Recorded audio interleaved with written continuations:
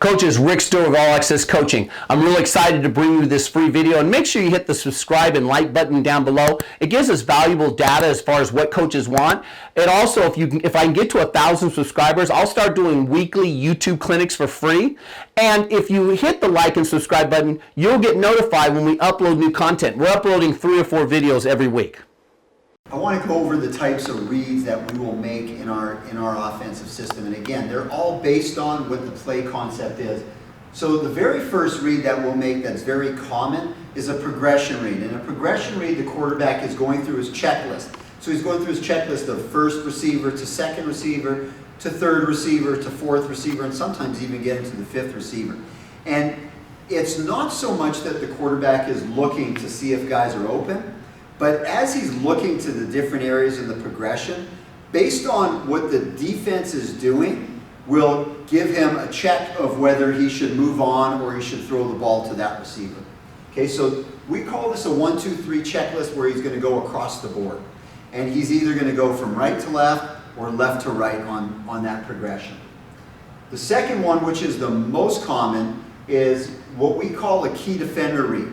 And this would be synonymous with, if you're running the zone read in the run game, you're gonna take a look at one defender, and you are gonna make your read off of him. So if he gets upfield, you're gonna hand the ball off to the running back. If he squeezes down, you're gonna pull. And this gives us the same thing in the pass game. One of the reasons why we love it so much is the quarterbacks naturally do it when we're running the ball. So it makes it that much easier because it's part of what we already do when we're throwing the ball. So in a key defender read, we look at our defender and we throw opposite his reaction. So if we have a slant in a bubble, and he goes outside chasing the bubble, we throw inside to the slant. If he drops back to the slant, we go outside to the bubble. Very simple way to read defenses. And a lot of the kids, they've been doing that since youth football anyways. The third one is what we would call an object receiver read, or it's a triangle read. So we always try to go to the middle of the triangle first, okay? And that is usually the object receiver. He's the receiver that we're trying to get the ball to. Now, depending on how they are playing that receiver, if they squeeze him or invade from the inside, we go to now the inside part of that triangle read. And if they squeeze him from the outside, we'll now go to the outside receiver in that read. So it starts off with wanting to go to a specific player and using your eyes to move and manipulate the defense, and then it always turns into a progression following that. And then the last way that we read defenses, or our last concept, is what we would call solo flight. Solo flight is just a one-on-one matchup. It's a matchup pattern. Doesn't matter if they're playing man or zone, but if he's not open, it always turns into a progression read from that. Now, one of the great things that we do is we are able to have the ability to combine some different types of reads. So for instance, we could have a key defender read on one side and an object receiver on the other that I'm going to show you. And it starts out reading one key guy, and if we don't get the look that we want, we come off of that and turn it into a full field progression. So here's the first type of read that I explained. So this is our progression read. Progression read, again, it's a checklist where we're just going to go across the field looking for our first, second, third, fourth, and sometimes even our fifth receiver. So in this, we have a receiver that's going to either run a go, okay, a vertical, or he's going to run a post, depending on coverage, and that is where we are going to throw on rhythm. So if we are taking a 3-step drop, as the quarterback hits his third step, if that's open, based on where the safety is, we're going to go to it. If we get one safety with the other safety coming down, or a one high look, he's going to try to look the safety off and go to that. In the R4 system, that's always where you start. That's with our rhythm. Okay. The second one in our progression is the shallow receiver coming across the field. He's going to naturally be the second guy coming open in the progression. Now, when you look at a progression passing system, you'll notice that all the receivers are breaking one way so that the quarterback's eyes can move. So the quarterback's eyes follow a natural progression, looking from left to right. And then the last guy in the progression is not only the last guy open, but he's going to be the most outside guy to go to as he comes back to his right. So we'd be looking for one, getting this ball out on rhythm. Okay, if that's not there, the quarterback would take one hitch, and then on his second hitch, he would be coming to the drive route. And if that's not there, he's probably already on the move, throwing to the last receiver in the progression. Here's some keys to making sure that your progression read works. Number one, pre-snap. You've got to understand where the threats could possibly be. So pre-snap, understanding. Are they in too high? Is he possibly getting off the hash? Okay, are they rolling coverage away? So that's the very most important thing there.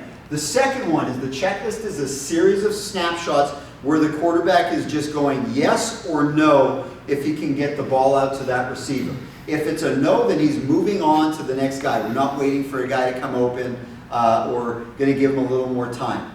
Okay, and then lastly, the feet follow the eyes. And we'll do drills with our quarterbacks back out on the field where their feet are moving in sequence as their eyes are moving. Okay, and then the feet follow the eyes, and the feet will tell the quarterback if he's open or not.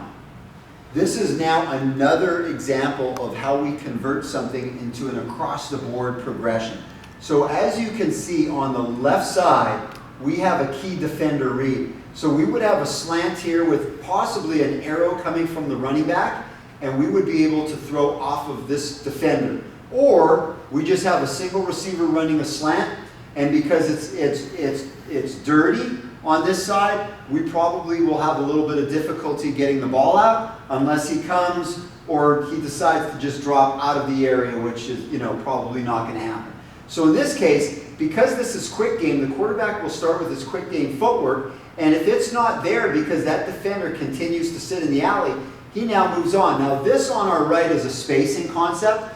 In and by itself, spacing is an object receiver read where we would want to be getting the ball to our modified curl or our slant sit, and then depending on how they played it, we'd either be going outside or inside. But because we're combining it with a pattern coming from the left, we now convert this into a progression read. So we have the key defender read on the left. If we don't like the look, we move on, and then we go to our sit or spot route, to our modified curl, to our flats on that. And then the keys to this, number one, understand the big picture. Okay, see the defender and whether he's in front of or not each receiver. And then the second thing, again, the feet follow the eyes. Okay, then the feet will tell you if he's open or not.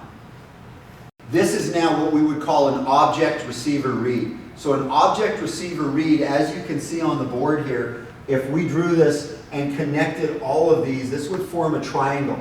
So we always want to go to the middle of the triangle. In that case, that receiver is running what we call a modified curl or a slant sit route.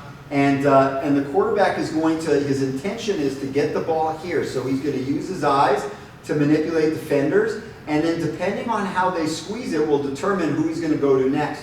So if it winds up getting squeezed from the outside, we would anticipate that our flats would come open. If our outside linebacker squeezed it from the inside, then we put the ball away from the next linebacker to the sit route of our slot right there as he comes into the box. Some keys for this concept to work. Number one, okay, pre-snap. No, who can invade your area? We consider those players as to be danger players.